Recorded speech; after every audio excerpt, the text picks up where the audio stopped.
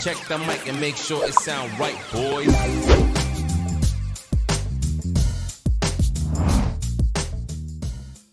Hola, yo me llamo Gerardo Olmos. Este es mi nuevo podcast para sumarme a la cantidad inmensa de gente que tiene podcast ahorita. Bienvenidos. Este podcast se llamará Yo lo leo. Básicamente la intención de este podcast es obligarme a leer algún texto semanalmente y acercar un poco los textos a la gente, no de una manera pretenciosa, sino simplemente últimamente están como de moda los youtubers, los podcasters que hablan mucho de filosofía, hablan mucho de cosas que se tienen que leer y simplemente lo resumen de forma muy sencilla y no acercan realmente el texto a la gente. Nada más hablan del autor, hablan quizás que existe el texto, pero no lo acercan a la gente. Entonces, lo que yo estoy tratando de hacer con esto es, como les dije, obligarme a leer más y acercar esto a la gente que le interese. Tampoco es a huevo. Bueno, el día de hoy, vamos a comenzar con un texto que me recomendó un amigo, que se llama La tragedia de los bienes comunes, escrito por Garrett Hardin. Garrett Hardin es un autor, un ecólogo, biólogo estadounidense, muy activo en la década de los 60, del movimiento hippie, toda esa onda de contracultura, y realizó este texto que fue muy impactante para la economía política, o la economía ecológica, ese es el término correcto, la economía ecológica, y vamos a analizarlo, vamos a dar mi opinión un poquito, no lo voy a leer, lógicamente, vamos a ir paso por paso a ver cuál es lo más importante del texto. Les recuerdo que, bueno, me llamo Gerardo Olmos, vamos a estar subiendo esto todos los lunes a las 9 de la mañana en las plataformas comunes de podcast, Spotify, no sé, veré cuál otras, y YouTube, Spotify y YouTube primordialmente. Espero que les agrade y pues vamos a acompañarnos con esto que es la tragedia de los bienes comunes. Acompáñenos con esto que es la tragedia de los bienes comunes. Mejor dicho, esperemos a ver qué tal sale este episodio. Esperemos les guste. Y bueno, como dije, la tragedia de los bienes comunes es un texto que se escribió en 1968. Garrett Hardin, un biólogo americano. Y su texto empieza citando un artículo escrito sobre la guerra nuclear que escribieron Wiesner y York, en el que ellos nombran la carrera armamentista o denominan o piensan sobre la carrera armamentista que es un problema que no tiene una solución técnica. ¿A qué se refiere con esto? Que por más que nosotros le pensemos, no hay una forma de detenerla más que los que la están haciendo la detengan y punto. No hay cómo detenerlas de forma técnica, sino quiero entender que es una forma moral, por así decirlo, malamente, pero solo se puede detener de forma moral. Esta semilla es el primer párrafo de todo el texto. Lo que hace es sembrar algo que es muy importante para Hardin, que es cuando no hay soluciones técnicas para un problema. Posteriormente, Hardin ahonda más en esto y llega a onda que los problemas sin solución técnica son problemas muy importantes. O sea, se tiene que hablar. Son temas que se tienen que hablar. Problemas sin solución técnica que se tienen que hablar. Un ejemplo que da es, ¿se puede ganar el juego del gato? Y el ejemplo que se da en teoría de juegos es que nadie puede ganar el juego del gato realmente. Si tú conoces completamente el juego y lo dominas, y tu oponente lo domina al 100%, el juego del gato también, no hay forma que lo ganen. Nadie puede ganar porque los dos son muy buenos. Ese es un problema sin solución técnica. la única forma de ganar es que uno sea mejor que el otro. Y bueno, enuncia en el párrafo que sigue de forma muy clara. Dice, mi tesis es que el problema poblacional, tal como se concibe tradicionalmente, es un miembro de la clase de problemas sin solución técnica. Entonces, ya sabemos a dónde vamos, ¿no? O sea, lo que Garrett Hardin aborda es, hay problemas sin solución técnica. Lo que yo creo es que el crecimiento poblacional es uno de esos problemas. Es un problema que no tiene solución técnica. Y lo compara con el juego del gato, lógicamente. Después, está dividido. El texto es un texto muy corto, aproximadamente 10 páginas, 9 páginas. Y él lo divide como que en preguntas. Él se hace preguntas, él hace, ¿cómo les diré? Declaraciones, preguntas, algo, puntos. Él desarrolla puntos, esa es la forma correcta.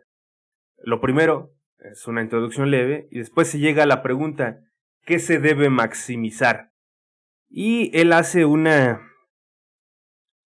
apología a la catástrofe malthusiana. La catástrofe malthusiana lo que enuncia es que si bien el aumento en la producción de alimentos se da de forma lineal o aritmética, el crecimiento poblacional se da de forma exponencial, hasta que en un punto haya mucho más población que producción de alimentos, y la población no pueda ser alimentada en su totalidad.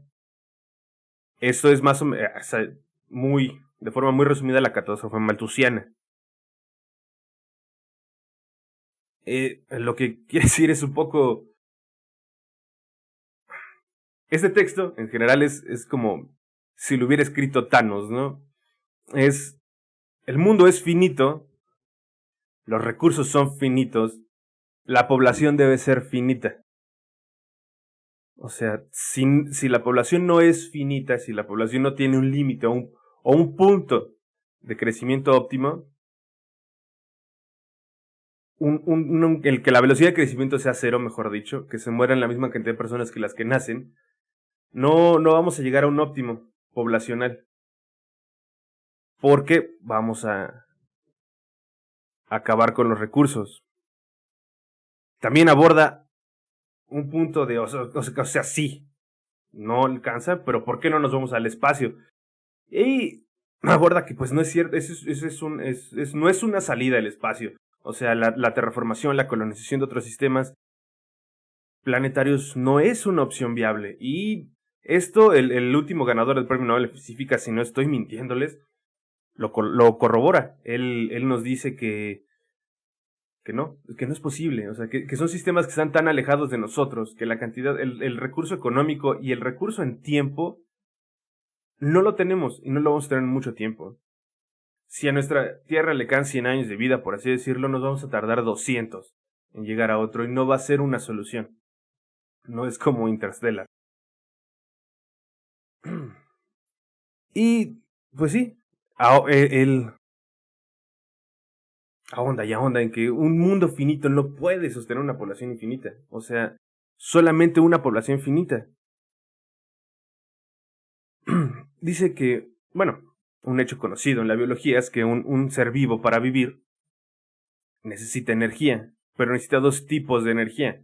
Una para mantenimiento, él nombra conservación, que es simplemente existir, y otra para trabajo, que es para desplazarse, moverse, hacer otro tipo de situaciones, reproducción, etcétera, etcétera, etcétera.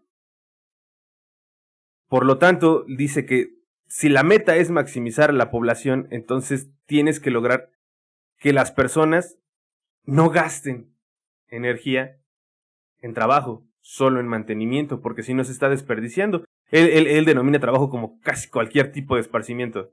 Diversión, natación, o sea, todo eso, dice, lo describe como un gasto de energía. Esto ya habla un poco de, pues sí, de Thanos, ¿no? O sea, de no hagas nada porque gastes energía, ¿no?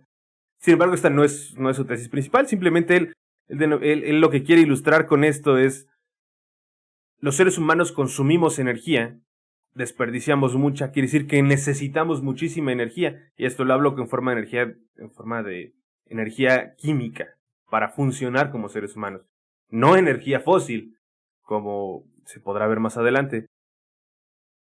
Entonces, si uno se pone a pensar, si yo maximizo la población, no voy a llegar a un óptimo, no voy a maximizar los bienes por más gente que ya tenga trabajando, produciendo bienes, que es algo que no, que lo ve como un detrimento. O sea, quiere decir que el óptimo de la población es muchísimo menor, o menor, en general, que el máximo de la población que se puede soportar. De ahí, pues, dice que lo que se tiene que maximizar no es la población, son los bienes. Y de ahí él trabaja en definir qué es un bien, o un bien común. Él aquí lo define como todo lo que está en la naturaleza, por así decirlo. O sea, todo. Básicamente describe todo como bien común. La verdad es que la definición que él da en este texto es muy ambigua de qué es un bien común. Parece ser cualquier cosa. Uno puede... Cita más adelante ejemplos de estacionamientos, centros recreativos, etcétera, etcétera.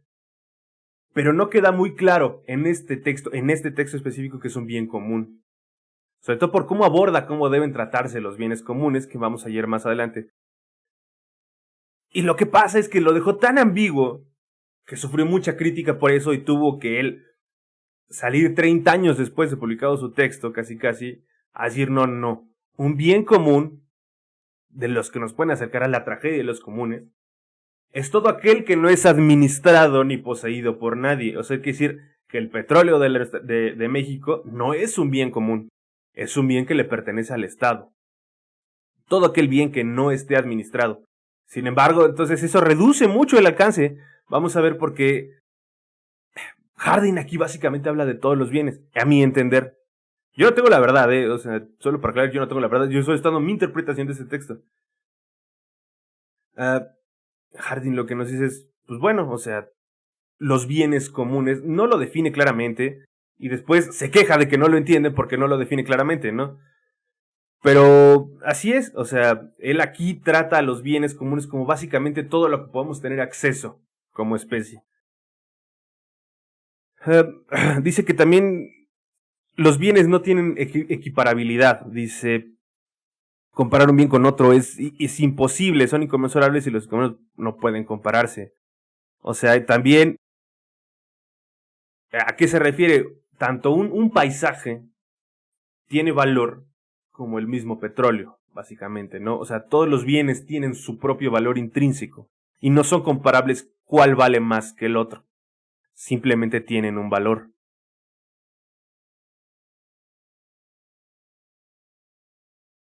Dice, bueno, y este problema que tenemos, ¿alguien lo ha solucionado ya? O sea, alguien se ha puesto a pensar y básicamente dice que no. O sea, ningún grupo de humanos ha logrado solventar este problema. Pero también, de nuevo, cae presa de sus prejuicios. Este señor es un hombre tejano, blanco, de los 60s, que tiene varias acusaciones de ser un supremacista blanco, un elitista americano, que tuvo, mejor dicho, porque él se suicidó con su esposa. Era un hombre pro-choice, pro-eutanasia, por eso no sé si es pro-choice, o sea, pro-eutanasia, que cada quien es libre de morir cuando tenga que morir. Bien, este hombre tiene una fijación de que hay gente que debe vivir y debe morir. También, entonces sí hay algunos prejuicios imbuidos en este texto. Después de este texto vino una señora que se llama Ostrom, que ganó un premio Nobel, demostrando que hay grupos que han solucionado este tipo de problemas. No voy a ahondar mucho en la tesis de Ostrom, pero lo rebate. O sea, dice sí se han logrado organizar, aunque también hay un punto de que lo único que hace es extender el tiempo de vida de los recursos. Después seguimos con sus prejuicios un poco. Es que él habla mucho, él es pues de esa banda que criminaliza la pobreza y dice un hecho, es un hecho. No es una mentira. Viene redactado desde el prejuicio, pero es un hecho. Dice que la pobreza no va en detrimento del crecimiento poblacional. Algo que hemos observado claramente en nuestra sociedad. Y que las tasas de mayor crecimiento en el mundo son de países pobres. Hice una comparación. Pues evidentemente la tasa de crecimiento poblacional de México es mayor que la de Estados Unidos. La tasa de crecimiento de Ghana es mayor que la de Inglaterra, Estados Unidos. Entre más pobre es el país, es mayor la tasa de crecimiento poblacional, que van del 0.6 al 2%, por ejemplo. Actualmente. Pero en las épocas de Harding esas tasas de crecimiento eran mucho más elevadas que ahora, porque sí, estas tasas de crecimiento han ido decayendo. También en los países pobres cada vez la tasa de crecimiento poblacional es menor. Va deteniéndose la tasa de crecimiento poblacional en el mundo. Va ralentizándose, no deteniéndose. Entonces, es un punto válido. Es cierto que en la vida prospera en la pobreza de una forma un poco irónica. Pero esta tendencia va cambiando. O sea, en general, bueno, no la tendencia de que la pobreza, pero sí, en general, el mundo, la población cada vez crece menos. Después, al leer el texto, no se podría entender tan fácilmente cuál es su postura ante el capitalismo, porque cita a Adam Smith. Adam Smith, como sabemos, es el padre del capitalismo, o como no sabemos, Adam Smith es el padre del capitalismo. Y Adam Smith tenía una tesis que decía que todo se guiaba por una mano invisible. Quiere decir que si yo como individuo estoy buscando mi bienestar, voy a estar buscando el bienestar también de mi comunidad, lo cual Harding destroza y dice, no es cierto, uno como individuo solo busca su satisfacción individual, no el de la comunidad. Y cita también que, pues, la mano invisible de Adam Smith, que dice que todo se va a regular y todo va a salir bien, básicamente. Entonces, pasa el texto y lo que él dice es, todo se va a regular, pero no se regula, básicamente. No se regula todo por sí solo y aquí él cita un poco a la libertad, al libertarismo, mejor dicho, que viene con el capitalismo, y lo critica diciendo, sí, somos libres para todo, hasta para reproducirnos sin medida. O sea, y cree que, bueno, en teoría, lo que dice el capitalismo es que incluso nosotros mismos regularemos nuestra reproducción, lo cual puede que ocurra, puede que no ocurra. Hay casos, bueno, las partes altas de la alta sociedad, por así decirlo, mal dicho, los fifís regulan su reproducción en algunos casos, sobre todo, yo diría que la clase media no se reproduce tan fácilmente como las clases bajas, o incluso clases altas que son familias grandísimas. Sí hay una cierta forma en la que el capitalismo nos ayuda a regular, pero también hay otras en las que no. Lo que hace Garrett Hardin en general todos sus textos es generalizar, creer que todos somos, que porque somos una sola especie o una misma especie, tenemos una mentalidad como de colmena, lo cual no comparto. Cada caso es muy específico, muy individual. Y bueno, en el siguiente idea que desarrolla, que es la tragedia de la libertad sobre los recursos comunes, primero empieza diciéndonos qué es una tragedia. Él usa la definición del filósofo que se llama Whitehead, la verdad no lo he leído, que dice que la esencia de la tragedia no es la tristeza, reside en la solemnidad despiadada del resabiar de las cosas. Y continúa con la inevitabilidad del destino solamente en términos de la vida humana. ¿Esto qué quiere decir? Que una tragedia es básicamente eso que tú sabes que va a ocurrir, que es dañino, que es malo, que es triste, que es corrosivo, que genera mucha ansiedad y que no puedes hacer nada por evitarlo y que ves que va a ocurrir. Eso es una tragedia. Y después ya procede a decir que es la tragedia de los bienes comunes. La tragedia de los bienes comunes, él la define, que imagínense que existe un pastizal grande, es abierto, es libre para todos, y de repente llega un productor de ovejas y empieza a pastar unas cuantas ovejas. Y ve que sus ovejas van bien, entonces decide añadir una oveja más al rebaño. Va bien, soporta la tierra, no pasa nada. Ha pasado un tiempo y no pasa nada. Pero entonces llega otro productor de ovejas y empieza a tener la misma mentalidad. Oye, me va bien con mis ovejas aquí, voy a ir metiendo cada vez más ovejas. Y entonces, así como entran ovejas, entran productores. Entran productores de ovejas al campo, hasta que el campo se desgasta y no puede regenerarse lo suficientemente rápido para soportar tantas ovejas, y eventualmente el campo muere, por así decirlo.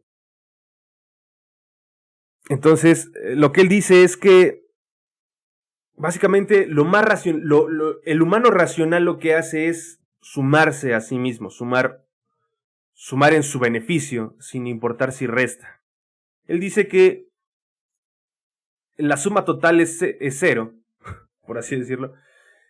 Todos los productores de ganado que llegan ahí, al añadir una oveja más a su rebaño, van a obtener un +1, van a ganar, van a tener ganancia. Sin embargo, lo que se coma, esa oveja extra del campo, o lo que dañe al campo, el impacto ambiental, mejor dicho, que genere esa oveja en el campo, no lo va a resentir él, lo van a resentir todos. Eso quiere decir que el daño de una oveja, lo sienten todos los productores. Y esto no lo hace mayor, al contrario, es, mira, güey, o sea, se redujo un poco nada más la capacidad de mi campo, y yo no lo siento porque no me afecta a mí, solamente nos afecta a todos, y entre todos no nos damos cuenta de esa pequeña mordida que le dio al pasto. A grandes rasgos, dice que al sumar todas las utilidades parciales, el pastor racional concluye que la única decisión sensata para él siempre va a ser añadir una oveja más. Esa es la tragedia de los bienes comunes, porque eventualmente, si todos los pastores siguen la lógica, si siguen la racionalidad, que es tengo que añadir una oveja más para obtener mayor ganancia, esta es la acumulación inherente al capitalismo, el campo de pastoreo se va a acabar y a ninguno va a tener ni siquiera para una oveja ni para ellos mismos. Dice que tenemos que llegar a un óptimo en la cantidad de tanto de pastores como de ovejas. Pero hay algo que no contempla, o no sé si es algo que se desencadenó después de su texto. Tampoco es un texto que ha tenido impacto en algunas cosas, y es un texto también un poco olvidado, somos sinceros. Los seres humanos tienen la capacidad de organización y la capacidad de raciocinio más allá de obtener un +1 en ganancia. También tienen la capacidad de mantener esa ganancia. Es muy sencillo, hay muchas formas de mantener el campo andando. Aunque eventualmente, como se mencionó al inicio, es finito, todo es finito. Si nosotros nos ponemos a racionalizar que todo se va a acabar, entonces en realidad no importa lo que hagamos, todo se va a acabar porque todo tiene un fin. Yo creo que eso vuelve un poco trivial el problema, y cualquier solución en realidad, es cierto, solo va a alargar un poco la vida de los bienes comunes y por ende la vida de la especie. Esa es mi percepción. Dice que entonces para él, el que existen bienes comunes, que son bienes que todos tenemos, a lo que todo mundo podemos tener acceso, es la ruina, o sea, es lo peor que nos puede pasar. Si dejamos que los bienes no se controlen, no se regulen, básicamente, esa va a ser la ruina. Esa va a ser la ruina para nosotros como especie. También él cita que la sociedad tiende a engañarse a sí misma, tiende a negarse la verdad, a pesar de que sea evidente, y eso le causa sufrimiento. También es un punto que es cierto, es un punto cierto, lo vimos el año pasado, lo vimos a media pandemia. Gente negando la existencia a pesar de que la evidencia era irrefutable. O sea, existía una pandemia y había gente negándolo. La gente, sí, para poder vivir de una forma más liviana, más tranquila, niega la verdad. Dice que algo natural es la educación. O sea, la educación puede cambiar todo este tipo de cosas. Concuerdo, coincido. Sin embargo, vivimos en un mundo de carentes oportunidades. No todo el mundo tiene acceso a la oportunidad. Eso suma un poco. O sea, no hay acceso igualitario a la educación. No hay educación de calidad de forma igualitaria. Y tampoco hay necesidad de educación de una parte de la población. Porque la educación es un lujo, ¿cómo se dice? ¿Cómo se me fue la palabra? Es un privilegio. La educación y el pensamiento son un privilegio. La educación solo la puede disfrutar aquel que no tiene que preocuparse por qué va a comer. Y el racionamiento y el pensar, el filosofar acerca de lo que uno fue educado, es un privilegio que solo puede darse a aquel que no tiene que preocuparse por llevar algo de comer. Es muy difícil que una persona pueda darse ese privilegio. Dice, sin embargo, que yo educo una generación, pero las próximas generaciones van a olvidar lo que esta generación aprendió. Lo cual también es un poco absurdo, porque pues, ¿qué no conoce este señor los planes de educación a largo plazo? O sea, la SEP viene enseñando lo mismo 100 años. O sea, no es así. O sea, la educación no solo permanece en unas cuantas generaciones, sino transcurre. Si bien hay cambios eventualmente, también lo que yo creo que él está pensando en este momento es, yo educo una generación para que esto deje de ocurrir. Van a pasar varias generaciones en las que no van a tener ese problema y van a olvidar que por algo se les enseñó esto. Tiene cierto sentido. Y él hace pone un ejemplo de Massachusetts. Dice hace pocos años, o sea, hace un chico de años, pues hace pocos años para cuando él escribió el texto. Hace pocos años en Leominster, Massachusetts, iba a haber elecciones, iba a ser Navidad. Se acababa de abrir una plaza comercial, iba a ser Navidad, y pues las plazas comerciales tienen su cobro, sus tarifas de cobro por estacionarse, en los estacionamientos, obviamente. Entonces, lo que pasó es que el gobernador, o el alcalde sí, el alcalde, dijo, ¿sabes qué? No cobres el estacionamiento hasta diciembre, hasta Navidad. Dale chance. Él señala que lo hizo de una forma que solo quería buscar votos y simpatizantes. Y lo único que ocurrió fue que nunca hubo espacio para que nadie se estacionara. Cual, a título personal, debo decir que es un ejemplo muy interesante de analizar. Pues aquí yo vivo en Pachuca, Hidalgo. La zona centro de Pachuca, Hidalgo, hace unos años, era inaccesible para cualquier persona poder estacionarse ahí. No se podía, no había forma de estacionarse. Hasta que alguien decidió instaurar los parquímetros, y los parquímetros solucionaron todo. Los parquímetros, el tú sacrificar recurso por estar tiempo estacionado, te hacía no perder el tiempo. O sea, te hacía que fueras rápido, fueras a lo que ibas y te fueras. Y siempre encontrabas lugar. Actualmente creo que cancelaron los parquímetros y es imposible encontrar dónde estacionarse. La gente se queja, la gente no le gusta, pero no ve un poco más allá. Y esto de que a la gente no le gusta algo, pero hay que metérselo a la fuerza, lo ahonda un poco más después. También pone un ejemplo de que existía la creencia en sus tiempos, un poco antes de sus tiempos, de que los recursos del océano son inagotables. Es ese tipo de cosas que te decía tu abuelo, de que allá alcanzaba, allá había, no se va a acabar. Fueron concepciones que en parte este texto ayudó a cambiar, de que los recursos son finitos, de que hay cosas finitas, de que no es cierto que todo va a durar.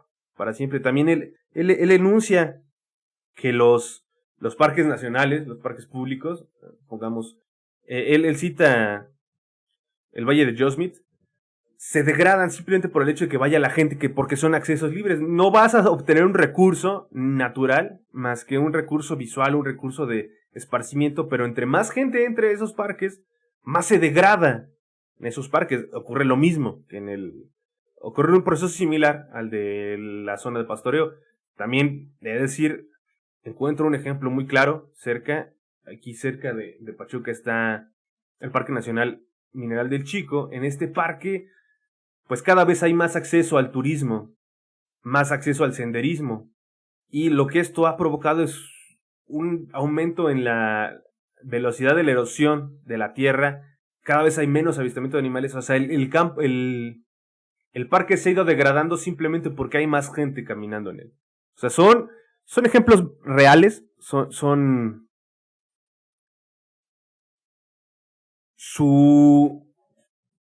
análisis al comportamiento de los bienes comunes es acertado, yo podría decir.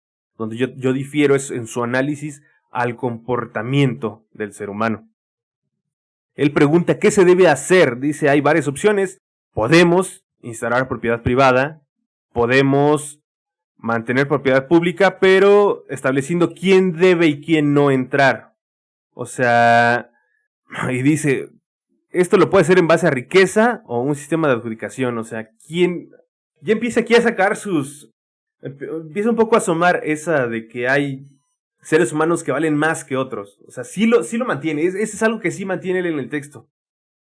O sea, si bien les digo, hace un análisis muy correcto de cómo se comportan los recursos comunes, de cómo se va a comportar su evolución en el tiempo, su análisis sobre la especie humana ya es más clasista, por decirlo menos. Este señor estuvo involucrado también, ha sido muy polémico porque también estuvo involucrado de que hay razas más, en una discusión que hubo hace poco que conllevó en quitarle el premio Nobel a uno de los descubridores de la doble hélice, que es decir, que hay razas de seres humanos más inteligentes que otras. Las cosas, bueno, sobra decir que eso es absurdo, ¿no? Es una estupidez, es solo prejuicio racial. Y después, bueno, concluye su tema de qué es la tragedia de los bienes comunes, y dice, y él pasa a desarrollar otro tema que es la contaminación.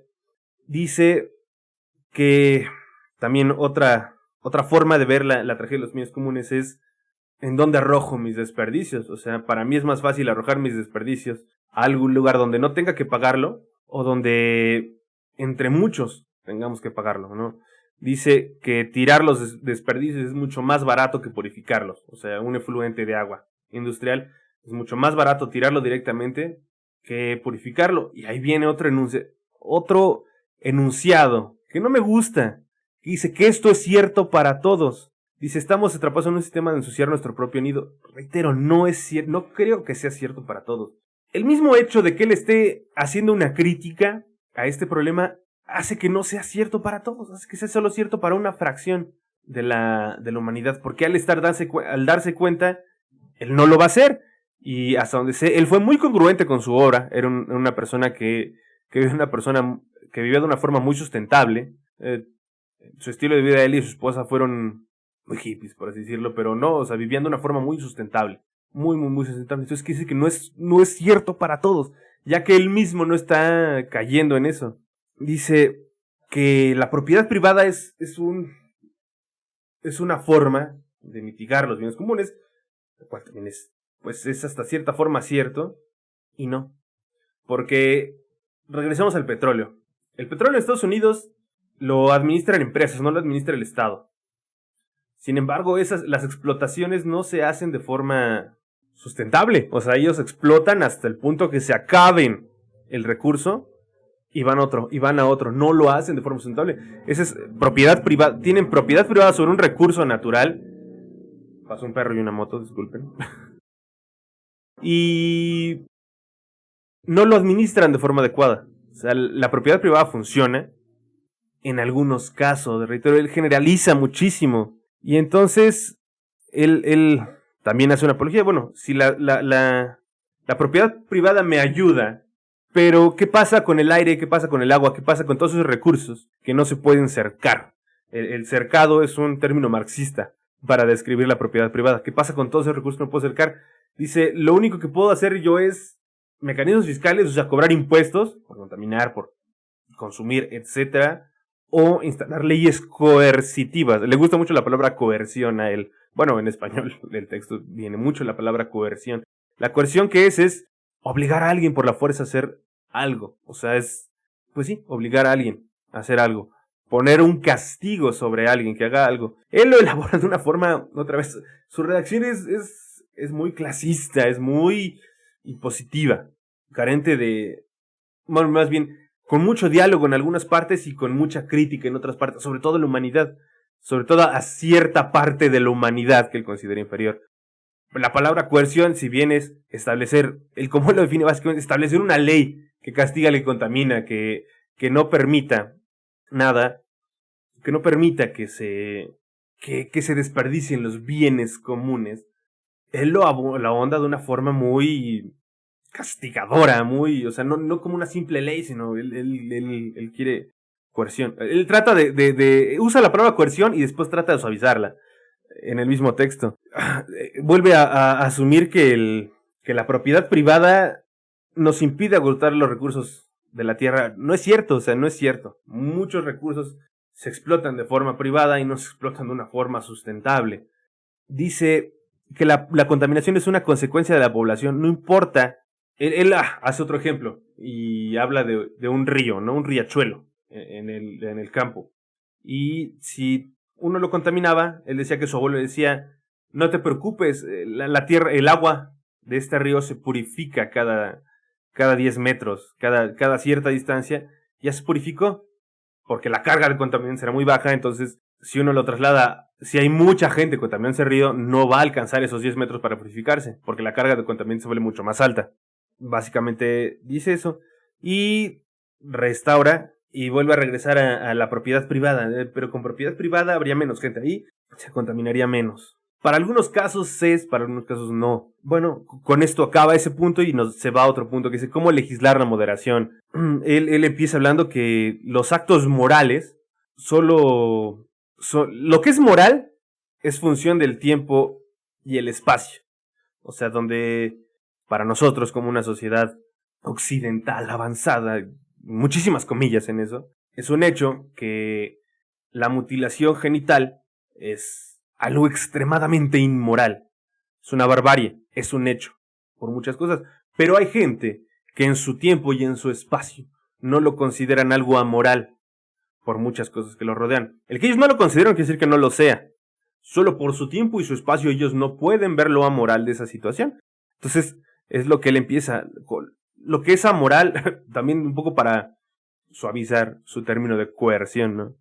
Dice, él le hace una crítica muy grande a todos estos ambientalistas que lo único que hacen para evitar el desgaste de los recursos es poner fotos de osos muriéndose, fotos de lucero cazando un animal, no sé.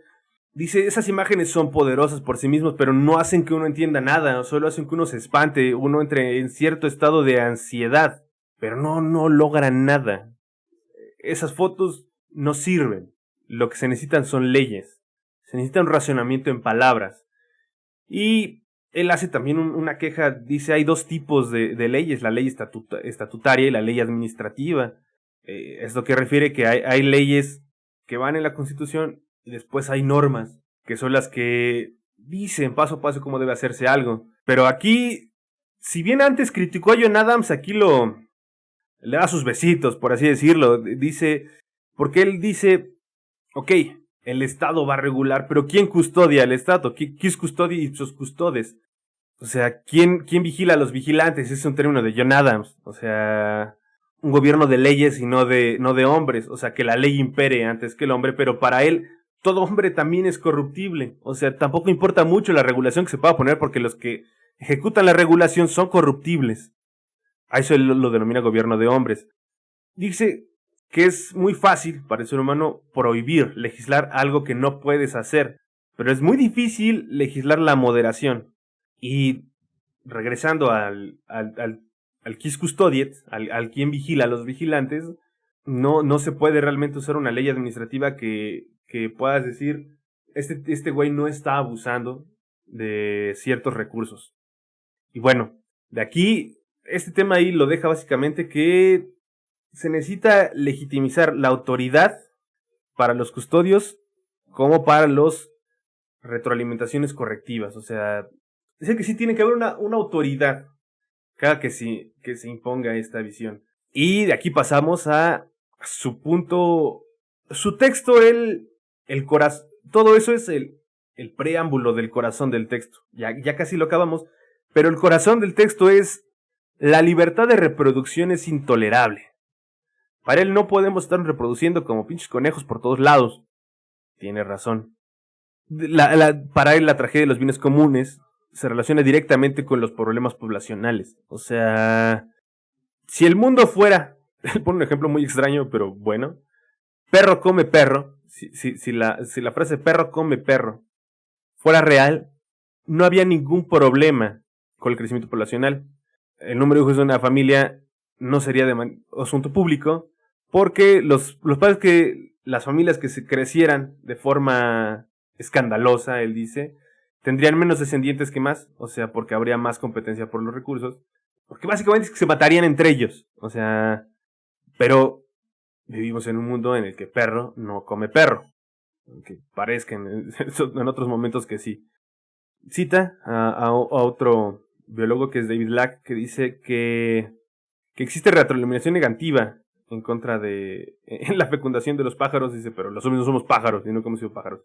Sí hay poblaciones, sí hay especies que regulan su crecimiento. Por ejemplo, las bacterias usan algo que se llama quorum sensing, que es liberar de forma muy burda toxinas al sistema en el que están creciendo, que no van a permitir que la población crezca de un punto. O sea, van a limitar su crecimiento debido a las toxinas que ellos excretan. Cuando esas toxinas que ellos excretan alcanzan una cierta concentración en el medio en el que están, la población deja de crecer. Entra en un estado de mantenimiento, como dice Garrett Hardin, que debemos estar. Él dice que si las familias humanas dependieran únicamente de los recursos que tienen, los hijos de los padres que no prevén cómo mantener y sostener a sus hijos morirían. Y ese sería el propio castigo de la irresponsabilidad en la reproducción. Dice que, sin embargo, esto no ocurre así, porque estamos muy familiarizados, estamos muy amarrados con el sistema de bienestar, con el bienestar. O sea, nosotros tenemos una fijación muy grande con estar bien, con vivir bien. Entonces, damn us, ¿no? O sea, malditos de nosotros que queremos solo vivir bien. Y dice que en realidad también no es solo que queramos vivir bien, sino que hay algo que es la Carta de los Derechos Humanos de la ONU que evita que el Estado regule que enuncia que la familia es la unidad natural y fundamental de la sociedad, y cualquier decisión relacionada con el tamaño de la familia debe de residir irrevocablemente en la propia familia y nadie más. O sea, el Estado no puede regular el tamaño de tu familia. Entonces, debido a ese simple hecho, que es un derecho humano, la libertad reproductiva, el Estado no puede regularla. China dice algo que enuncia que también estoy de acuerdo. Dice, en un estado de bienestar, ¿cómo tratas con la familia, la religión, la raza o la clase, o bien con cualquier grupo cohesivo y distinguible que adopte la sobrereproducción como política para asegurar su propia ampliación? Es un punto interesante. ¿Cómo lidias con la frase, los hijos que Dios me mande, ¿no? O sea, ¿cómo lidias cuando el mismo cura te dice, los hijos que Dios mande, ¿no? Que no debes usar métodos anticonceptivos y que arraigas esa creencia en tus feligreses? Gracias a Dios cada vez hay menos, ¿no? Pero ¿cómo regulas eso? O sea, sí debería haber una forma de decir, güey, deja de estar diciendo sandeces que van en detrimento de nosotros, ¿no? Y después va a otra, le da muchas vueltas le corroe mucho que la libertad de reproducción es un derecho humano. En general parece que le corroen los derechos humanos este señor. Y dice que hace una crítica a la ONU porque cuando la ONU surgió era como la única esperanza de la humanidad, y ya sabemos que la ONU no sirve para nada. Y lo que dice es que, cita a alguien más, dice que la verdad es negada por los amigos es pronta arma para los enemigos. Dice, si nosotros amamos la verdad, debemos desconocer la Declaración de Derechos Humanos, aunque la diga la ONU, aunque la diga el Papa, dice casi, ¿no? O sea, si nosotros nos amamos como especie, debemos de renunciar a los derechos humanos. O sea, les digo, su punto clave es no debe haber más personas. O sea, no debes reproducirte porque sí. Aquí acaba su elaborar ese punto y va a elaborar que el próximo punto que dice que la conciencia es autoeliminante. En este punto lo que él trata es de decir quién debe y no debe reproducirse, ¿no? Dice, él cita al nieto de Charles Darwin, Charles Darwin. Dice, el nieto de Charles Darwin dice que es un error pensar que podemos controlar el crecimiento de la humanidad en un largo plazo haciendo un llamado a la conciencia. Claramente dice, esto es darwiniano porque lo dice el nieto de Darwin, ¿no? ¿Por qué dice esto, no? De nuevo, esta es la frase que más habla de seres humanos de primera y seres humanos de segunda. Dice que Charles G. Darwin dice, bien puede tomar cientos de generaciones para que el instinto progenitivo se desarrolle en este sentido, pero de lograrse, la naturaleza ya había cobrado venganza y la variedad Homo contra sapiens, el Homo contra sapiens, Charles G. Darwin, lo define como esa persona que ha decidido renunciar a su voracidad por la reproducción, y el Homo contra sapiens se extinguirá y será reemplazado por el Homo progenitivus, esa gente pobre que se reproduce y se reproduce y se reproduce. Y esto lo asume como simplemente un hecho darwiniano cuando no tiene sentido, porque él después anuncia que es darwiniano porque la necesidad de reproducción se hereda, ya sea por enseñanza o genéticamente. Las ganas de reproducirse se heredan, no tiene sentido. Si las ganas de reproducirse se heredaran tanto, los índices de crecimiento poblacional hubieran disminuido. Es un simple hecho. Mi mamá tuvo hijos, yo no quiero tener hijos. No heredé esa parte de ella. ¿Estamos de acuerdo? Ni por genética, ni por educación. Esa es la parte en la que más me chirría este texto, ¿no? Esta de que pues hay humanos que no quieren reproducirse y entonces no van a heredar esas características de no querer reproducirse, y hay humanos que quieren reproducirse, humanos de primera y humanos de segunda, y los humanos que quieren reproducirse, como se van a reproducir, van a heredar esas características. Es como decir, no va a haber gays porque no se reproducen, ¿no? Es así de absurdo esto. Aunque también tenemos que recordar que es un texto del 68. Dice que a la gente no... Dice que no hay un consenso, que en realidad que la gente no sabe cómo afrontar el hecho de decir que ya no debemos reproducirnos. Dice, hay unos que sí y unos que no, el contra sapiens y el progenitivus, ¿no? Dice, bueno, si es hereditario, ¿qué importa que yo los eduque? Si entonces, bueno, ellos van a quererlo porque lo tienen por su instinto, shalala, shalala, ahí sí me pierde, ¿no? O sea, dice, el problema demográfico es lo mayor, pero es en cualquier situación de la sociedad que el individuo explote recursos comunes, va a heredar esas ganas de devorar, ¿no? Dice que sí, que tratar de generar conciencia no sirve de gran cosa, porque no puede anteponerse la conciencia al instinto reproductivo. O sí puede, porque hay muchas personas en la actualidad que piensan simplemente, ¿para qué demonios traigo un hijo a este mundo tan horrible? ¿No? O sea, hay puntos en los que la historia le da la razón y hay puntos en los que no a este señor. Sobre todo los que no le da la razón son en esos más clasistas, más eugenésicos que él tiene. Con eso acaba el anterior enunciado. Y dice, y se pone a describir cuáles son los efectos patogénicos de crear conciencia. Pone un ejemplo. Dice, si aquellos que ya generaron conciencia le piden a un hombre que deje de explotar los recursos comunes en nombre de la conciencia, él va a tener, cuando se vaya a dormir, él va a tener dos ideas en su cabeza. Dice, la primera es que si no deja de explotar recursos comunes, va a sufrir escarnio público. Va a sufrir un Me Too de los recursos comunes, por así decirlo. Porque no actuó como un ciudadano responsable, pero por el otro lado, él va a pensar, mira, actuaste como un ciudadano responsable. Eres un bobo, te controlamos. O sea, dice, tú cambiaste, pero los demás no. Qué tonto. Ja, ja. O sea, es absurdo. O sea, es un pensamiento muy... ya ni siquiera sé si decir precario. O sea, es... Bueno, ok. O sea, si tú le pides a alguien que deje de robar, lo único que va a pensar, sí tengo que dejar de robar, eso es dejar... Oye, pero ¿por qué tengo que dejar de robar solo porque me lo pides? O sea, si dejo de robar soy un tonto. O sea, que en su mente va a decir, ¿por qué voy a dejar de robar si no soy tonto? Soy tonto por hacerte caso. Suena demasiado extraño. O sea, ni siquiera sé cómo abordar esa parte. Ese güey Es un absurdo, no puedes nada más tener esos dos tipos de pensamientos. Una persona no puede pensar solamente esas dos cosas cuando le pidan que deje de explotar recursos. Dice, entonces la conciencia no sirve de nada. Dice, cita, o sea, si la conciencia sirviera de algo, algún presidente le hubiera ignorado a los sindicatos para evitar que pidan más salarios, que pidan un alza de salarios, malditos sindicatos. ¿Por qué quieren que los trabajadores ganen más? O para regular los precios. Ah, pero bendito capitalismo, ¿no? De acero. O sea, dice que la conciencia no sirve, pero que en todos casos lo que se ha usado para regular ciertas cosas es la culpa.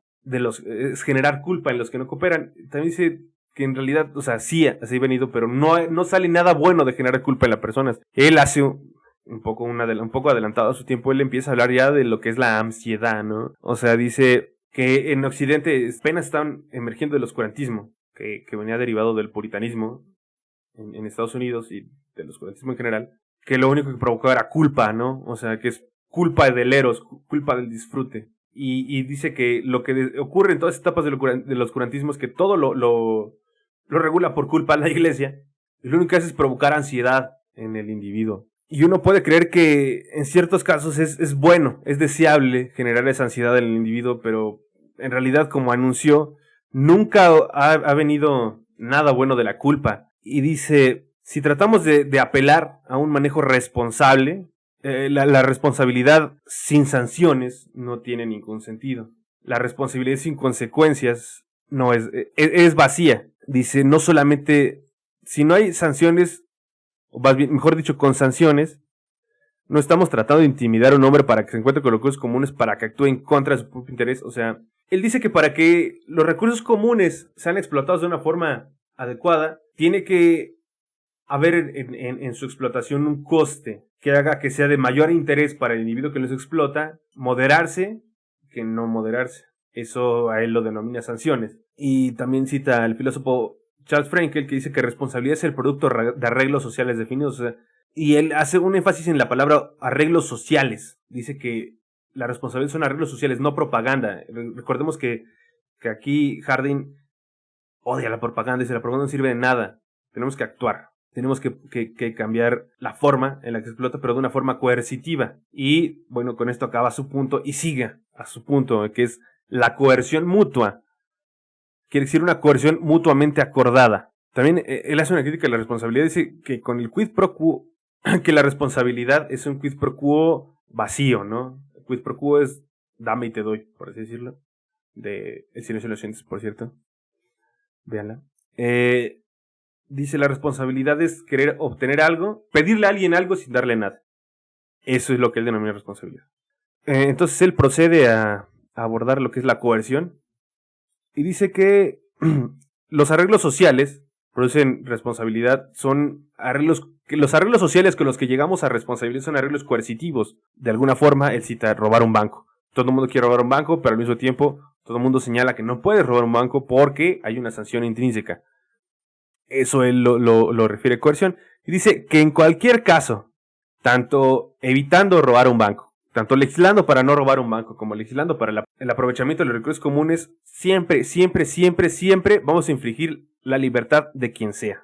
Es un hecho. También se hace responsable y es consciente, pero como si no tenemos, para él no hay otra salida. Dice, regresa que al ejemplo del estacionamiento. Dice que realmente que lo único que había que hacer era colocar parquímetros, colocar multas de tráfico, o sea, para mantener a los compradores moderados en el uso de espacios, lo mismo, el estacionamiento, es el mismo ejemplo del estacionamiento. Si tú les cobras, no van a gastar el tiempo. Y dice que si bien no hay que prohibir en su totalidad el uso de los recursos comunes, lo que hay que hacer es tomar opciones cuidadosamente orientadas, ofrecer opciones cuidadosamente orientadas. O sea, hay que pensar mucho. No ofrece realmente una solución clara aquí. Solo enuncia el problema y dice, hay que pensar cómo moderarnos. Pero todo esto, aunque habla de los bienes comunes, todo lo que él pinta como moderación, pinta como todo, lo hace para frenar el bien común que es la libertad reproductiva. Es lo que más su texto va en función de la libertad reproductiva. Los bienes comunes son el pretexto, la tragedia de los bienes comunes es el pretexto para llegar a hacer un control es un control natal, ¿no? En la libertad reproductiva de la gente. como la enuncia, hay gente que se divide, que cree que está bien, y gente que cree que está mal. Yo no tengo una posición clara, si lo soy sincero, no tengo una posición clara. ¿Por qué debería prohibirle a alguien disfrutar eso? Pero al mismo tiempo, güey, solamente es un disfrute que le va a costar más al mundo, etcétera, etcétera. No tengo una posición clara.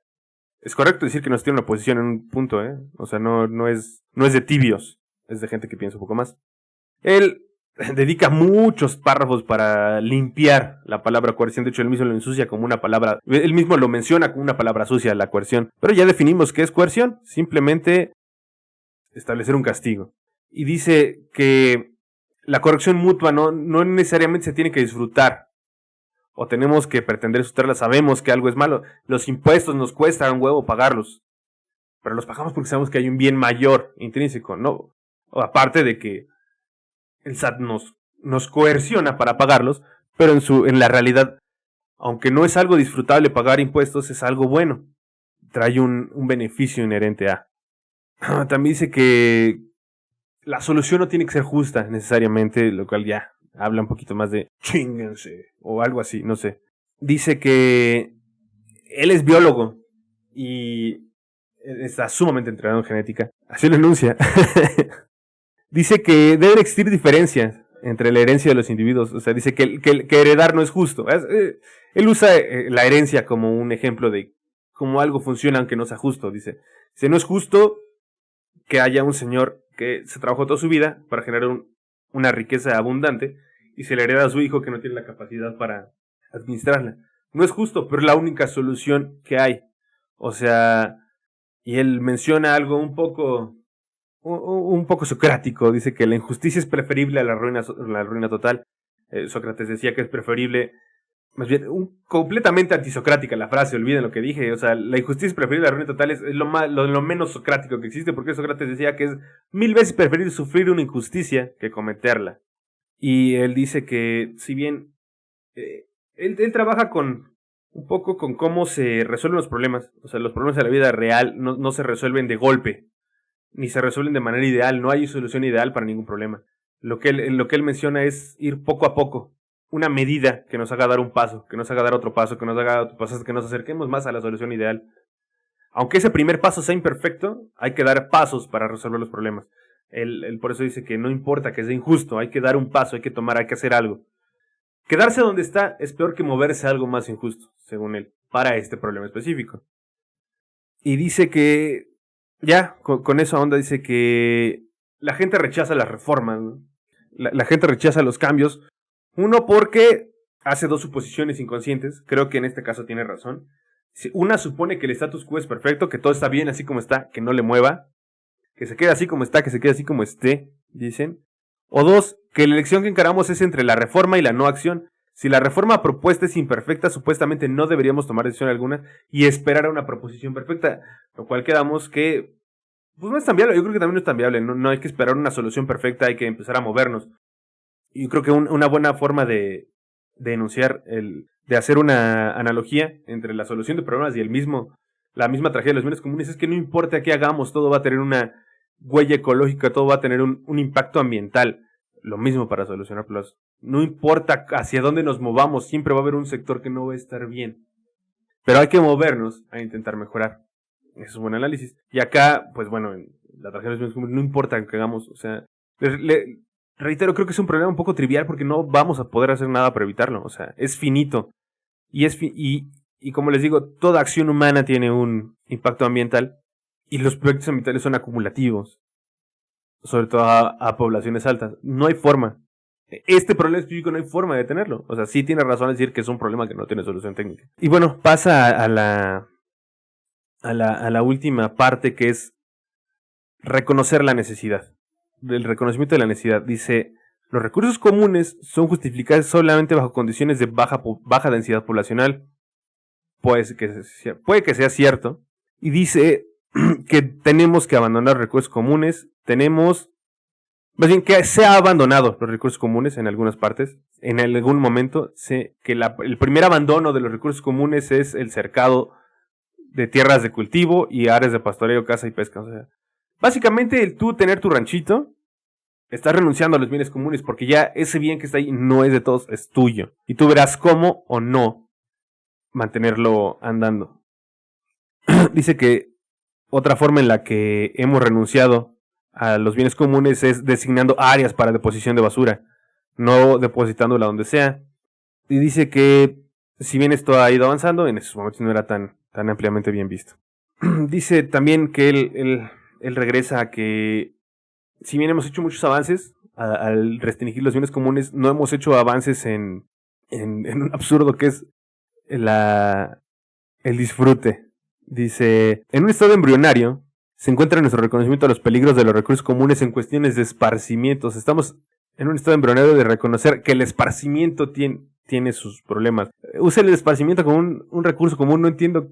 Bueno, lo enuncia después, dice que para él la contaminación auditiva, la contaminación visual es algo muy fuerte, ¿no? Eso me acuerdo que me lo decían en la primaria, pero ya no he vuelto a ver nada sobre contaminación auditiva y contaminación visual. A lo mejor alguien me dirá que estoy pendejo, pero en este caso sí no, pues no, lo siento trivial, lo siento absurdo. Dice, ser un consumidor siempre es asaltado por música demencial sin su consentimiento. Bueno, lo he vivido en la combi, ¿no?